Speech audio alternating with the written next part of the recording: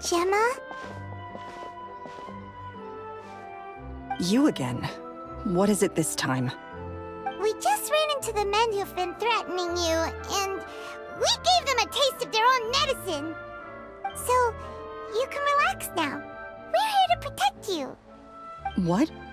Why? I didn't tell you anything. Why would they come after you? Sounds like they're no strangers to you. That's putting it mildly. I know them all too well, and I hate them with every fiber of my being. It's been 10 long years, and still every time I try to look into Caesar's death, they show up and warn me not to do anything stupid. How do I know I can trust you? Do you really think you can get to the bottom of it all? And why are you doing this? I'm afraid I can't reveal all the details just yet, but I can promise you this. I will expose the Phantom Weasel's true identity. Because you see, this is a personal matter of the utmost importance. I give you my word. Trust me. Okay. How can I help you? I've heard that Caesar used to have a magic workshop where he kept a lot of his personal effects. If possible, I'd like to take a look at them. Do you know where it is? The Fleuve Cendre.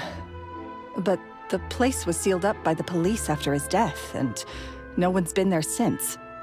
I also know that the Fleuve Cendre is dangerous territory. Lots of hostile groups lurking around. If you're serious about going there, please be careful. Understood. Lynette, you stay here and take care of Gemma. Don't let her come to harm. Got it. But if I'm staying here, I'm ordering dessert. I mean, bon appetit. But stay sharp, too. They're likely to come for you while I'm away. Okay. Alright. Power saving mode off. I'll start taking this more seriously now.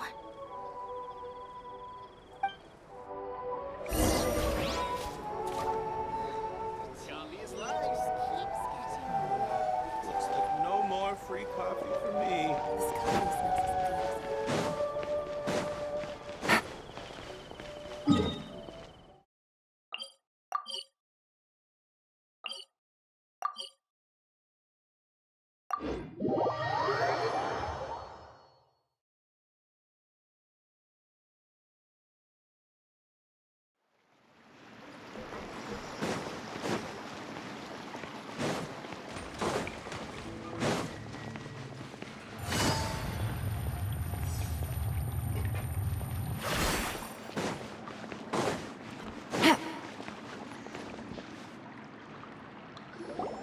If Gemma gave us the right location, then the workshop should be right nearby. Huh. Looks like these boxes are blocking the entrance. Let's shift them away first. There we go. It should be just down here.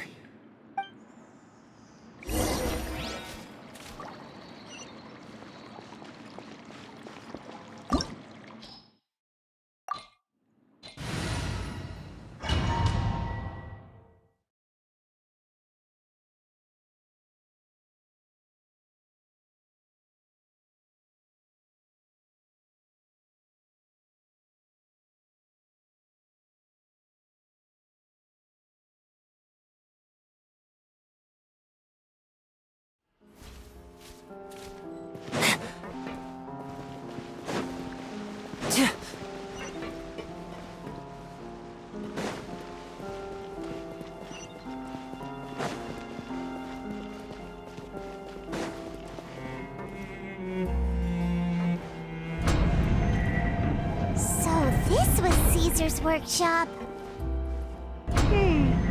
Nothing suspicious here, just normal magic props. Let's head in further.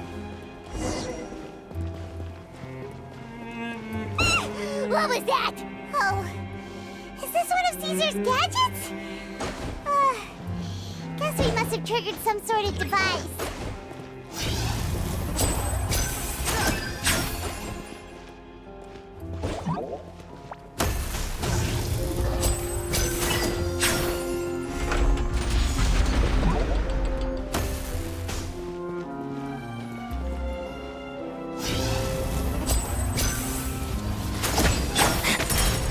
Into the wind. Quietly now.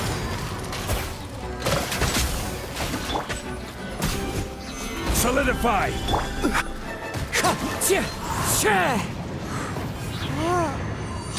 Look, the doll in the box is glowing.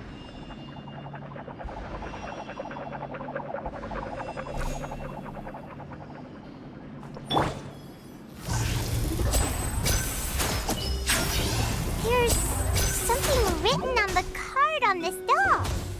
Let's take a closer look.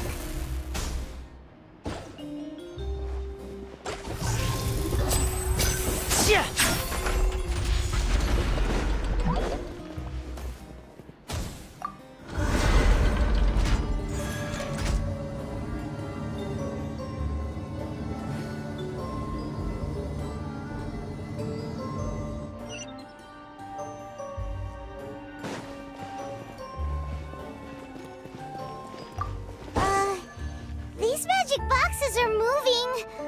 What do we do? One of them looks different from the rest. Let's investigate.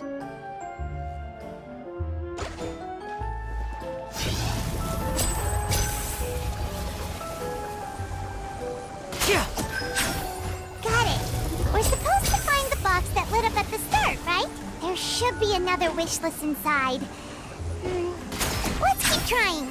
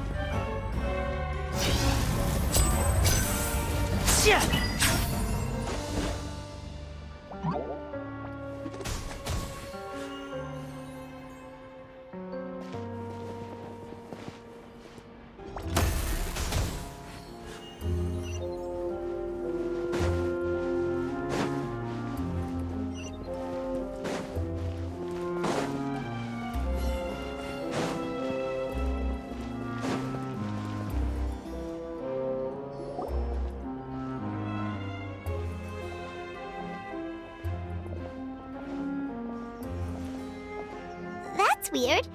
Have we reached the end already? There's nothing here. Maybe this was a wasted trip. This place seems a little too ordinary for a magician's workshop. There's a distinct lack of mystery. We've triggered quite a few devices on the way here. I'm starting to wonder whether Caesar built this whole place as one big, elaborate magic contraption. If so, then there must be more to this place than meets the eye. Maybe a hidden room somewhere. Aha! If I just move this book, then hopefully... and... presto! A secret passageway! How did you know? I'm a magician too, and apparently great minds really do think alike. Looks pretty big inside. Let's head in and take a look around.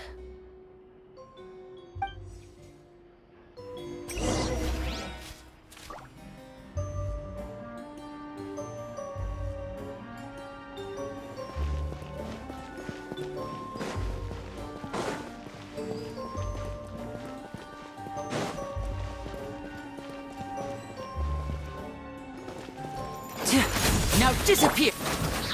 One with nature. Gotcha!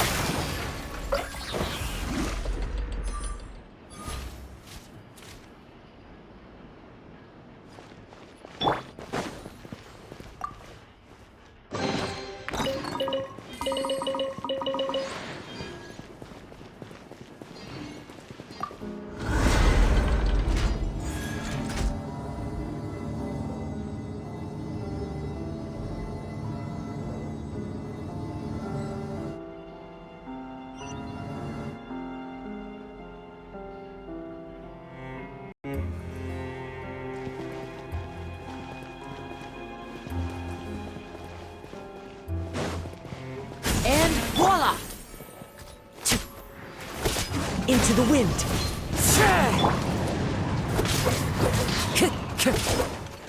There is no escape. Busted! Take it easy. Let's get this show on the road! Now disappear!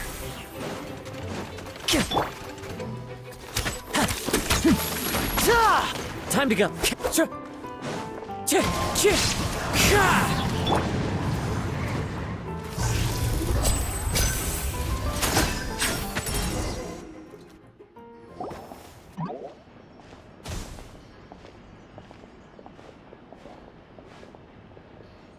Why have you stopped, Lyney? Is there some device in that box? It just looks familiar somehow. Let me check this out for a second while you guys go on ahead. If anyone makes a major discovery, let's rendezvous here. All right, see you in a bit.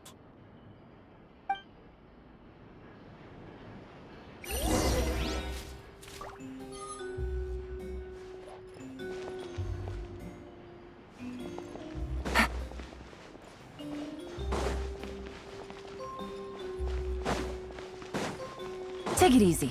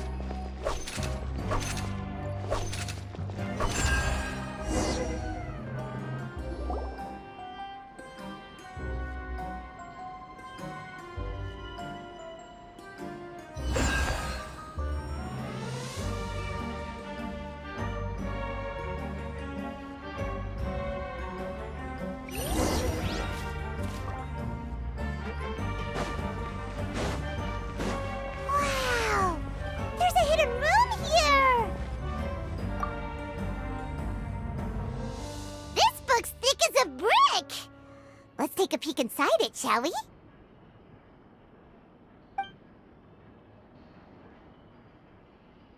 At one of my shows a few days ago, a child asked me how I pulled candy out of my hat. As a joke, I told the kid that the hat has a built-in wish-granting machine. Next thing I know, today a whole bunch of kids were pestering me to pull all sorts of things out of the hat. So I told them another white lie. The machine needs time to power up, but in the meantime, you can write your wishes down. Well, they took me up on that offer, enthusiastically. As I write this, I've only just got back from running around all over town, buying the things they wanted. Boy, are my legs sore. I wound up saving very little this month. But that's not a major issue. I now have a bigger problem. How am I going to hide all these things inside my hat?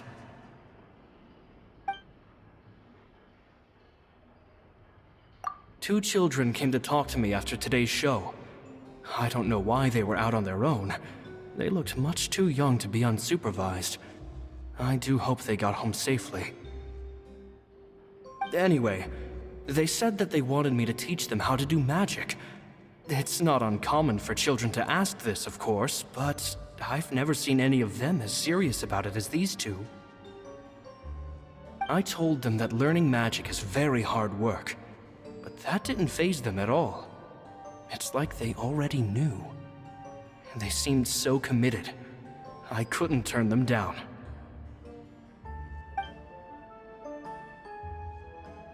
It seems like something's bothering Lorenzo lately, but he won't open up to me about it.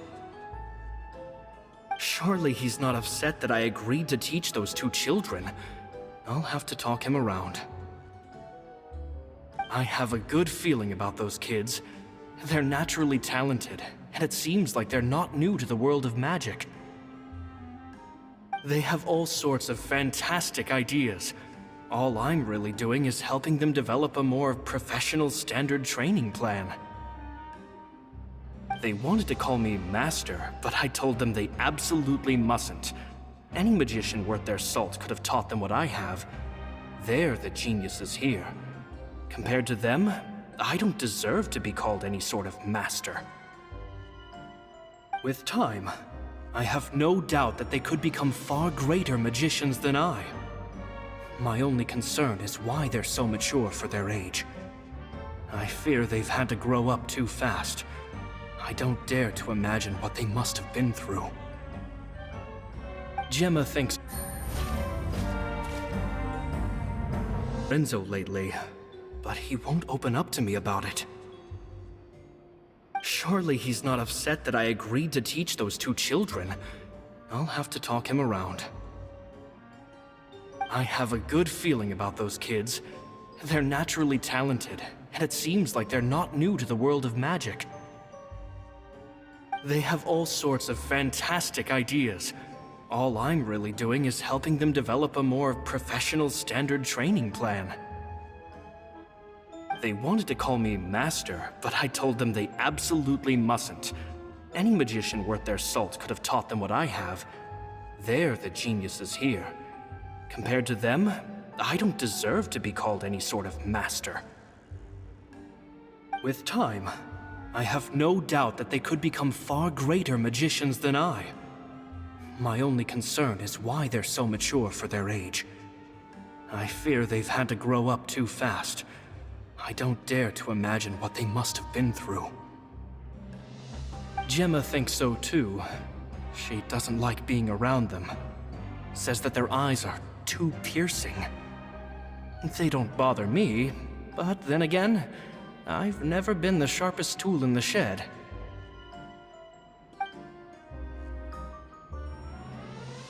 It's nearly time for me to go on tour. I asked the two kids if they'd like to come with me, but they shook their heads. I once overheard them talking about their father and their mission. Sounds like their parents have other plans for them. I guess we'll be parting ways soon.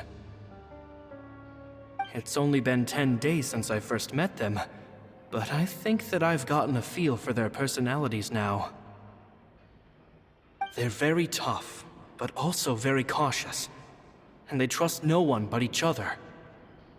This, I fear, is not a good habit to have. They hide things from me too.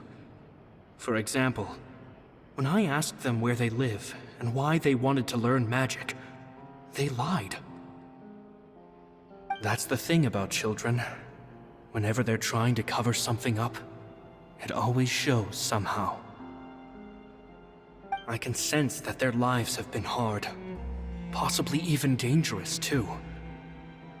They're not like other children. It's a shame that I can't do more to help them. After thinking things over, I decided to tell them a bit about how I see the world.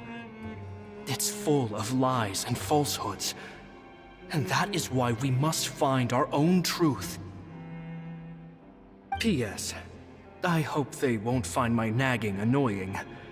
Children are so opinionated nowadays. Will it do them more harm than good for someone they've only known 10 days to lecture them like that? P.P.S. Maybe I'm overthinking this. Children aren't interested in grand philosophies. It probably just went in one ear and out the other. I bet they've already forgotten every word I said. Oh, Caesar, Caesar. Just mind your own business next time.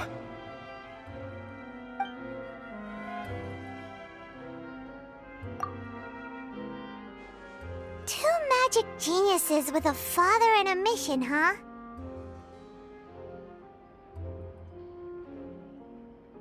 Sounds a lot like he was writing about Lyney and Lynette, don't you think? So did they meet Caesar when they were kids? Let's go ask Lyney!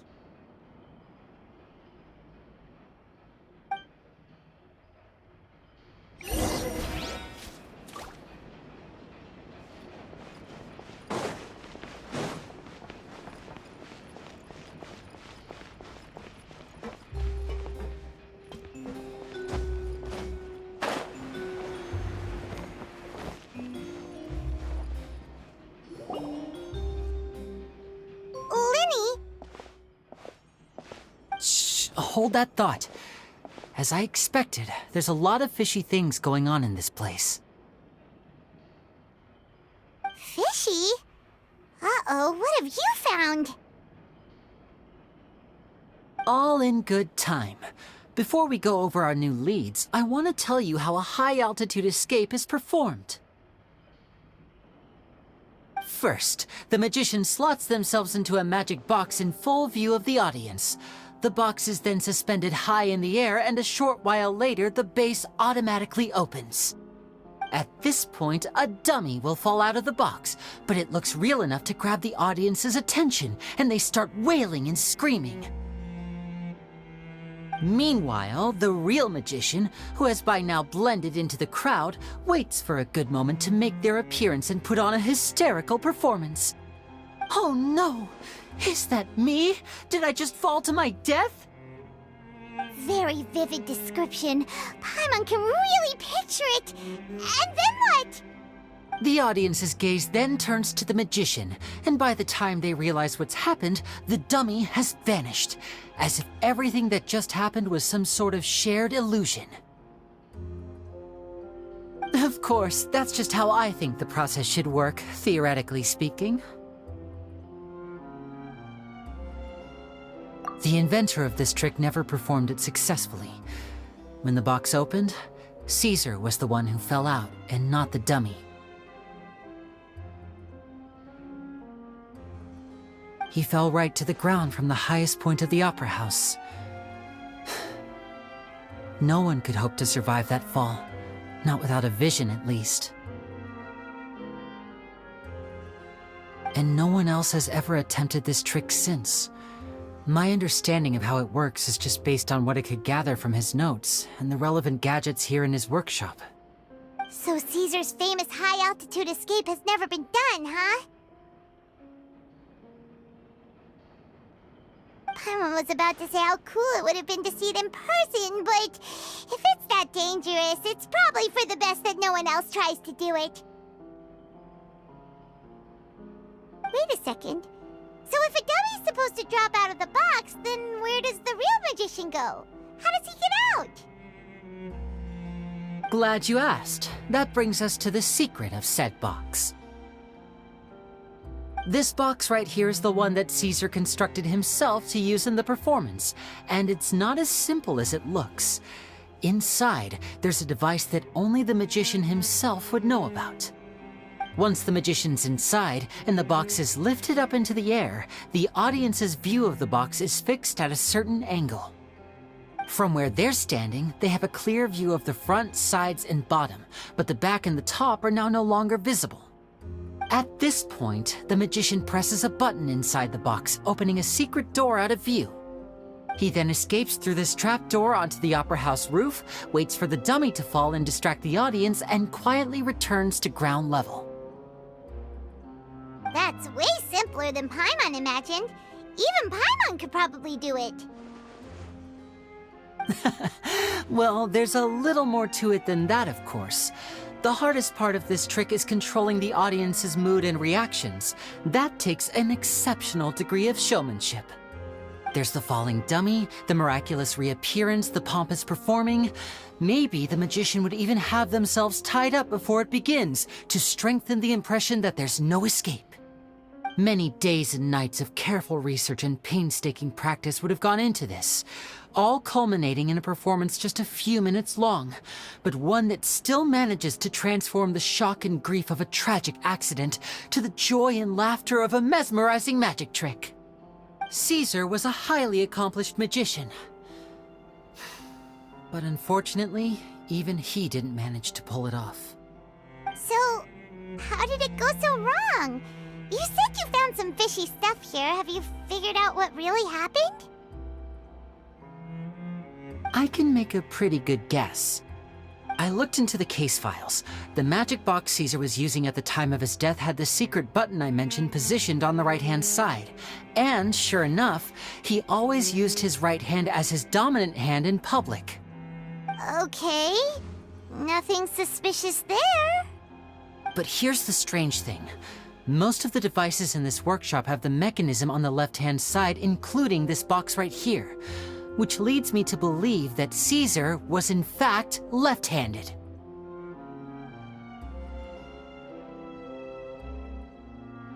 Because a magician can't afford to have their most basic habits stand out too much.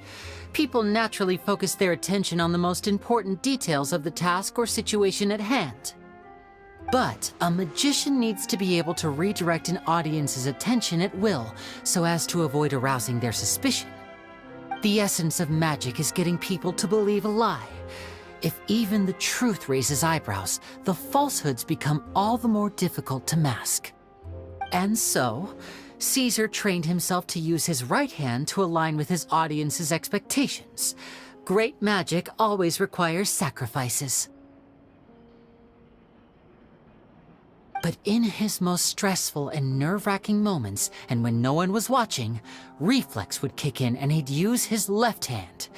That's why he set his gadgets with the mechanism on his left.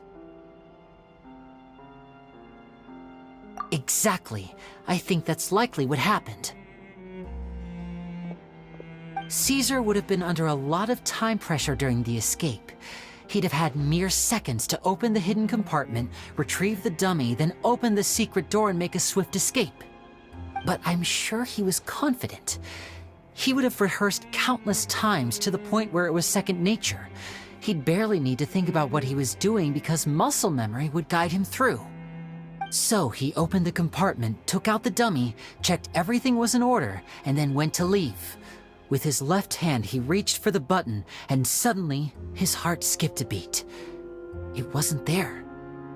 Much like when you reach for your keys but find your pocket empty, his mind needed a moment to process what was going on. Instinctively, his left hand would keep feeling around for the missing button, maybe for another second or two, until the bottom of the box gave way. With the stakes being as high as they were, just a 2-second delay cost him everything. The authorities would find nothing suspicious and conclude that his death was due to his own error. When in reality, someone switched the boxes, and they did it to murder him. But how would they be able to make the switch without being noticed? That would be difficult to pull off, no? It would have to have been someone who knew that he was left-handed and who could move his props around without arousing suspicion. Someone who was always by his side. Isn't that right, Lorenzo? You just couldn't let sleeping dogs lie, could you? There's not a lot of people who'd go to all this trouble for some magician who died 10 years ago. I didn't want to have to do this, you know. Silencing you the hard way just creates more problems for me to deal with. But I gave you your chance. I hoped you'd do what's good for you and back off like the lady, but You disappoint me. You mean Gemma? So you are the one who's been threatening her! Yes, although however stubborn she might be, she was never much of a liability. But you people, you never even knew him, but for some reason you just wouldn't drop it. Which is why you can't leave this place alive. Take them out, and make it quick. Do your worst!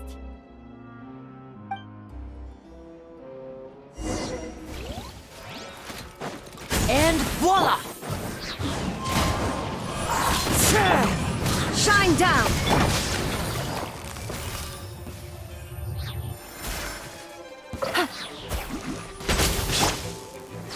Gather! Now disappear! Gotcha! Here comes the finale! Step right up!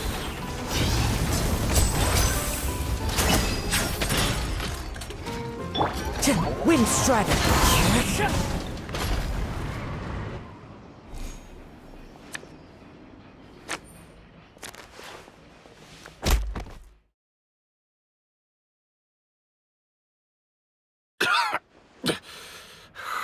You kids are tougher than you look. Had enough yet, Lorenzo? Your cronies can't help you now. I think it's high time you started talking, and what I'd really like to know is, why did you murder Caesar? If I had a Mora for every time you said that man's name. Of course you idolized Caesar, everyone else did. But I was the real genius magician. Me! He was just an amateur who did cheap tricks for gullible children. I was the one who made magic into the fine art it is today. The aristocrats doffed their hats to me! So it was jealousy. Jealousy. Hatred, more like. I hated Caesar. All he cared about was his magic. He lived and breathed it. He poured everything into his street performances and his stupid tours like it was just a hobby to him, never bothering to think about Mora. What sort of fool devotes their life to the art of deception and never has a Mora to show for it? But the people loved him, didn't they? Oh, how they looked up to him. No one gave me a second look. All I ever heard was, "Oh, your master's amazing, isn't he?" Amazing. Yeah, so amazing that he was completely broke. Every other apprentice was living it up at their master's expense, but no, not me. I put in all the work, mastered all the skills, and it brought me nothing more than the life I already had. He forbade me from using magic to trick people out of their Mora. There was nothing he hated more than that. And with his reputation in Fontaine, it was too risky for me to go it alone. As long as he was alive, if I dabbled in my own brand of money-making magic, he would expose me, and it would destroy me. I had to kill him. There was no other way. He had to go. And this was your only motive? It was reason enough. What other motive would I need? Well, I was under the impression that there might have been other factors at play. For instance, maybe you were in love with Gemma, but she was engaged to Caesar. In love with Gemma? Don't be ridiculous. Guess I was wrong about that then. Next question. Are you the Phantom Weasel? I am. Caesar was so strict with me. He insisted that his way was the right way, that the sole purpose of magic was to bring joy to the world. I never bought into any of that. I was more interested in the practical value of magic. Sure enough, it helped me fill my pockets with all kinds of valuable treasures. Oh, yeah! Charlotte told us that the weasel would steal whatever people valued, no matter how much it was worth. That's just how it looked from the outside. What would any thief want with second-rate loot? I've only ever targeted high-value items. I stole cheap things as a way of practicing my craft. It was other people's overactive imaginations that conjured up the preposterous image they then dubbed the Phantom Weasel. So that's the story, huh? Well, I hope you're ready to tell it all over again during your trial. What choice do I have? You're a pack of wolves, and you've got me between your jaws. You've seen what's here, and my last-ditch effort to stop it getting out has failed. What else can I do? So be it. I've enjoyed power and wealth for the last 10 years, the likes of which Caesar could never give me. I wouldn't choose for things to end this way, but I regret nothing. Very well. In that case, I'll contact the guards. Traveler, Paimon, keep an eye on Lorenzo for me. I'll meet you just outside the workshop when I'm back.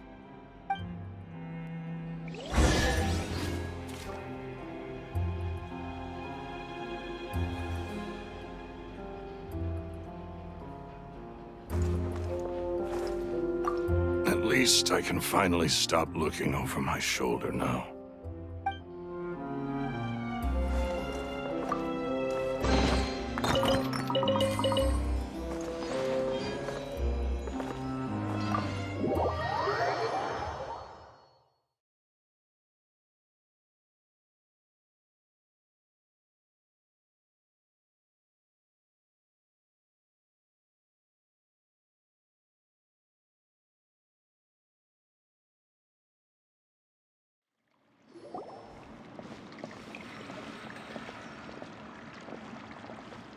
Lyney has told me the whole story. Lorenzo, do you confess to the murder of Caesar and to framing him for the Phantom Weasel's crimes? Look who's finally developed a conscience. What kind of disciple murders their own master? I hope it was worth it, because there'll be hell to pay.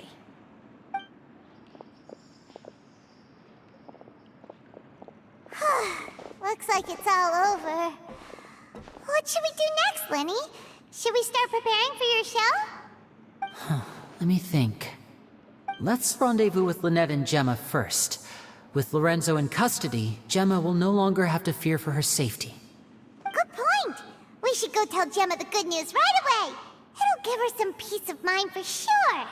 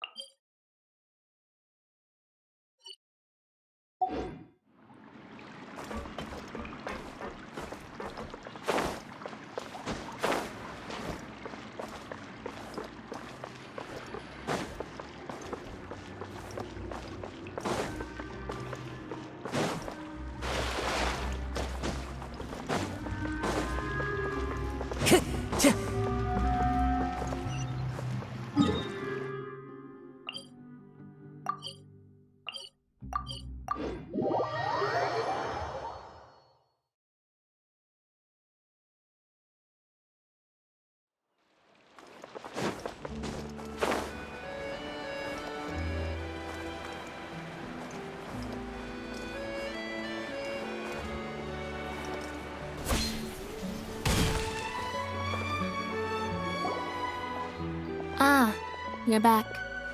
You were so quick. I've only just finished my third dessert. Your third? Lynette, come on, we've talked about this. Everything in moderation. You're not gonna have any room left for dinner now. That's fine. I'll shift to exercise mode and jog off the excess sugar. That's besides the point. Well, it's done now, but try to eat a more balanced diet in the future. Point taken. Did everything go okay? Of course! Lorenzo was no match for us.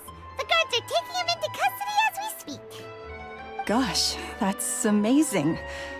I'm sorry, I still didn't know if I could trust you, but now it seems I can. I had my suspicions about Lorenzo, but I... It's okay. We understand. He did threaten you. Paimon would find it hard to trust strangers in your position, too. But you don't need to be scared anymore. Everything's gonna be okay. Sorry. Sorry. My emotions are all over the place right now. I've been waiting for this day to come for so long. I always wanted to report Lorenzo. He took all of Caesar's property, which I found suspicious, but I had people watching me all the time, so I couldn't risk looking into it. I was so afraid. I was scared he'd do something terrible to me, and then no one would be left to visit Caesar's grave. So I never had the courage to speak out. Thank you all. Truly. Thank you so much.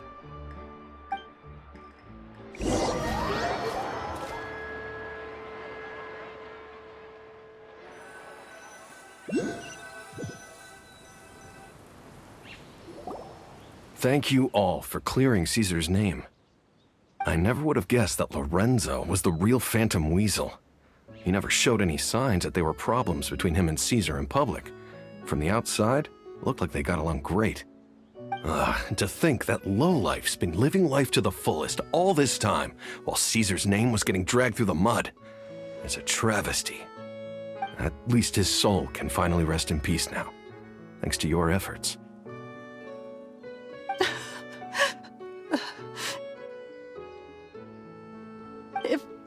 If only I'd realized before it was too late.